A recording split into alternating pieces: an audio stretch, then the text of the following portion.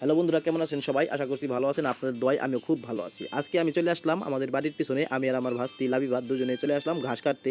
আসলে আমাদের বাসায় কেউ নাই, যার কারণে আজকে আমাকেই আমাদের ছাগলকে খাওয়াইতে হবে। তো অনেকদিন পরে আমি আসলাম আমাদের এই জমিতে, এসে দেখি আসলে ঘাস নাই। আমি যখন আইছিলাম তখন অনেক বড় বড় ঘাস ছিল, কিন্তু আজকে আসার পর দেখি সব ছোট ছোট ঘাস কেবল হইতেছে।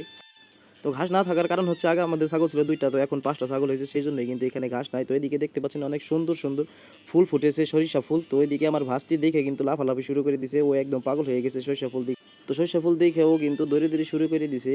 ওদিকেও দেখতে পাচ্ছেন, ওদিকেও কিছু মানুষ ঘাস লাগাইছে, অনেকেই আবার সরিষা লাগাইছে, পেঁয়াজ লাগাইছে, অনেক ফসল কিন্তু এই জমিতে হয়।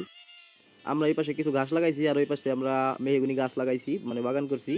তো বাইসে বাইসে আমরা যেগুলো বড় বড় ঘাস আছে সেইগুলো আজকে মূলত কাইটে নিয়ে যাব ছাগলকে খাওয়ানোর জন্য। আসলে বড় বড় ঘাস ছিল কিন্তু এখন নাই, সব খাওয়াইতে খাওয়াইতে শেষ হয়ে গেছে এইটুকু জমিতে আমাদের পাঁচটা ছাগল, সেই জন্য আর কি হয় না। আগে হয়তো, কিন্তু এখন হয় না।